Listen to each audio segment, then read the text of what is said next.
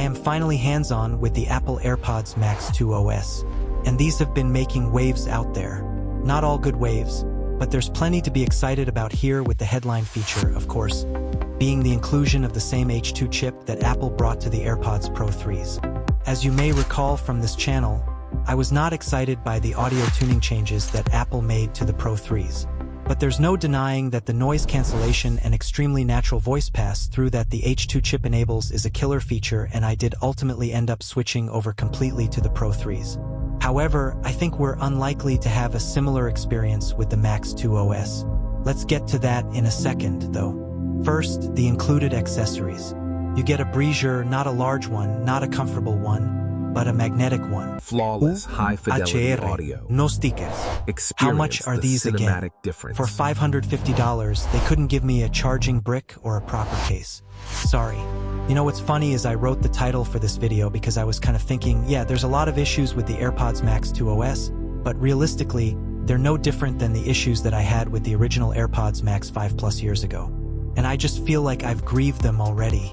You know, the lackluster accessories, the super heavy weight, and music mediocre ergonomics. But laughter, maybe I do find myself freshly offended by them. To be clear, lots of things don't include a charging brick anymore, a trend that Apple was at the forefront of. And I guess I'm not the only one who feels that way, because one of the main criticisms of the AirPods Max 2 OS is that Apple just plain hasn't changed that much over the last 5 years. And for some people, this felt like a product that deserved an overhaul. At the bottom, we've got a USB-C charging port, but even that's not new because they did do a refreshed version of the AirPods Maxes that did have USB-C. We've got some of the whopping 9 microphones that are studying this thing. 3 of them aid in voice capture, while 8 of them are used for active noise cancellation. So there is a little bit of overlap there. We've also got our music crown dial and our listening mode button, so we can quickly and easily toggle between active noise cancellation or transparency. I do like Apple's approach to removable ear cups. This material is not my music favorite, but I also don't find it offensive. And oh, there's our optical sensor to detect whether you're wearing them or not.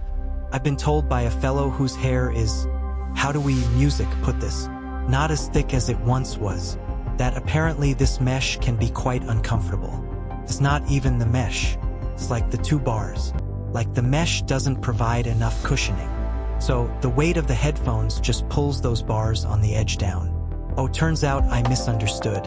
I thought he was talking about something that was unique to people with less hair. No, the bars just go on my head too. Like there, it's just not a very good headband. That's all. And they're not a super strong clamping force headphone. So you can't just kind of like rely on them to hold themselves up. Or rather, you might be able to accept that they're so bloody heavy that over time they tend to make their way down, and then you end up with that pressure immediately. My God, though, that noise, music cancellation, I don't even have any content playing. Sorry. I just get very excited by Apple's noise cancellation because there's more to it than just how much noise it blocks. It's very comfortable in a way that is hard to fully describe, other than that they just don't really apply that ANC pressure that you get with some other solutions, while also covering an extremely broadband music of audio frequencies. I just love it. It's so good. As someone who gets a little bit of sensory overload, one of my primary use cases for my AirPods Pro 3s is just putting them in music when the situation is too much. And these more than achieve the same effect. I just wish music that they were as comfortable to carry.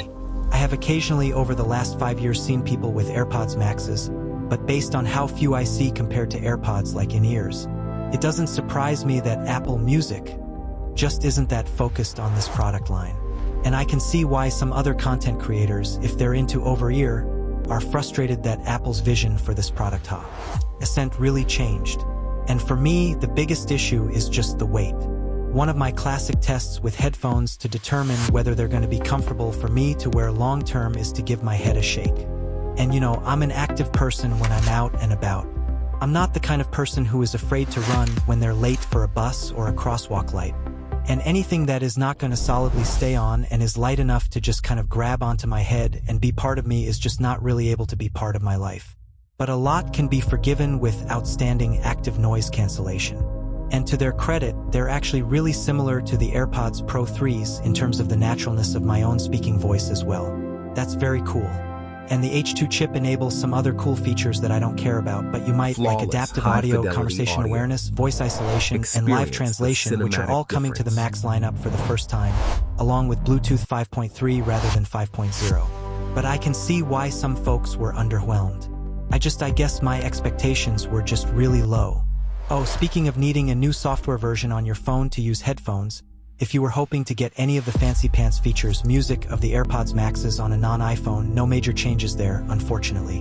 While some of them may end up being reverse engineered, like monitoring battery life and stuff like that, it is no guarantee that it will work or that it will remain working if it does.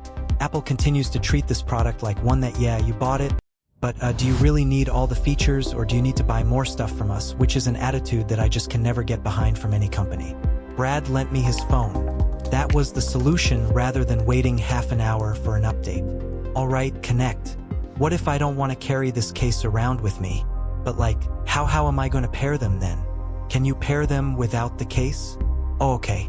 To be clear, you can pair them to your phone without going through this process, but you'll only get a Bluetooth connection, so a lot of the special features won't work. It'll be just like if you were paired to an Android phone, like some kind of pleb. No, I don't need personalized volume. Sure, I'll have conversation awareness. No, I don't need that.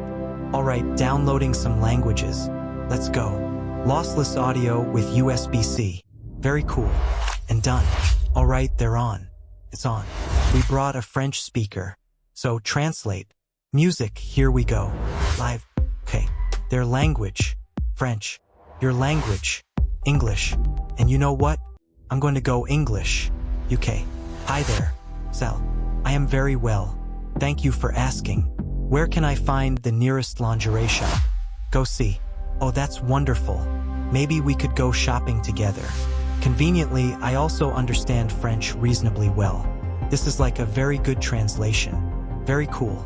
This is the first time we've managed to get a live translation feature working on the short circuit set, too. So that's a milestone. Digital crown. Let's get that adjusted. I don't like it when things are not clockwise to increase. Ooh, I'm gonna throw it in noise cancellation. It's doing a really good job with my voice. Like, it's passing it through even though I'm in noise cancellation mode. I'm talking. It's almost like too good right now. Am I just in transparency mode? Hey, no. Yeah. No, it's doing a great job. It just switches over to transparency mode. That's great. On the subject of battery, they claim up to 20 hours, which is pretty nice if you're out and about for a long time. There is no battery in the case, unlike the AirPods Max. Alright, finally use it. Music. I already find myself wanting to engage in a really bad habit. I want to turn the volume up so that I can hear better, which tells me that any criticisms Apple has garnered for the sound signature not being improved over last time. Well, you know what? I'm gonna leave it to DMS actually, who's gonna jump in and give you guys a closer look at the acoustic performance of the AirPods Max 2. Me? Yeah. Let's talk about science. I'm Demis. I'm Lab's resident audio nerd, and I can tell you exactly how these sound with science and how they compare to the first gen using this guy. But first, I want to tell you about this segue to our sponsor. Happy Email Day. And if you're asking yourself, what is Email Day? Well, you're not alone. Our sponsor, Zero Bounce, is here to tell you. Email Day honors Ray Tomlinson, who sent the very first email and introduced the @ symbol.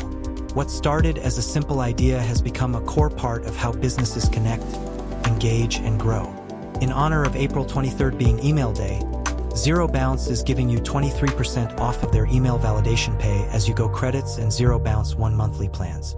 So, if you want to save on their accurate, fast, and secure email verification service, go to zerob.net/shortcircuit and use promo code SHORTCIRCUIT today. Global shipping costs are out of control, but we've got a way to fight back. That's right, ShipTorm has returned.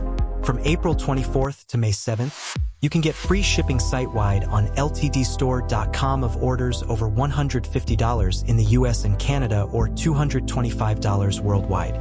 No special code required. Just load up your cart and you're good to go. And to help you hit that threshold, we have got some killer deals. Our ridiculously comfortable blank t-shirts are on a massive sliding scale of savings. The more you buy, the more you save. Scribe driver pens and pencils are just $19.99. Perfect for writing down all those DIY projects that you are definitely going to finish someday. And for our American friends, we've got a special deal on bags just for you. Purchase either a commuter backpack or the original backpack and get a tech sack for free. And if you want an even lower threshold for free shipping, you can sign up for our Supporter Plus tier at flowplane.com for an even better offer. We'll have that link down below. Okay, let's get into the nerdy stuff. So here's how we test things. We measure sweeps of sound that cover the whole range you can hear. We do it using this guy, this thing, and a tiny microphone in my real human ear. I take all that information, crunch it down, and build a map of how these headphones perform on my head, on your head, and probably some other guy who's watching. So here's what that data looks like. On this end, we have the bass, the deepest part of what you can hear. On this end, we have the treble, the sizzles, the highs. Here, we have the mid-range, what makes the music sound full. And this gray area that goes all the way across, that's the average listener preference. If the sound falls within this range, it means you'll probably perceive it as being higher sound quality, and that's important. This range is pretty wide. So let's break it down. Starting with the bass right here, you'll notice this has a lot of sub-bass. That's pretty significant. This thing extends down very deep, so you get a lot of that rumble. We have a decent tilt down here going into the mid-range, but it's still a bit outside of our average listener preference bounds. That means the average person will probably find these to be pretty bass heavy. Now, that might be a good thing depending on your preferences. For me, it's a bit too much. The mid-range right here, that's pretty good. This is really linear, and I don't really have any complaints in this range at all. This is exactly what I would expect from a really solid, maybe 7 out of 10 mid-range. It means that your music is going to sound nice and full. There's not going to be too many holes in it through here. Then we have this area right here. This is mostly where vocals live. And you'll notice on the top of this range, it's where things start to go south. Literally, we get a huge dip right here in what is very close to the most sensitive part of your ears. What this means is that the upper end of vocals, especially female vocals, start sounding a bit nasally, like they're recessed in the treble. It's not really what you want. And on top of that, literally, things start trending up pretty strong. The areas that make things sibilant, where the S sounds are very harsh and piercing and a bit too sharp for the average person. There's a little bit of erratic stuff like this that we're getting more on measurements in real human ears.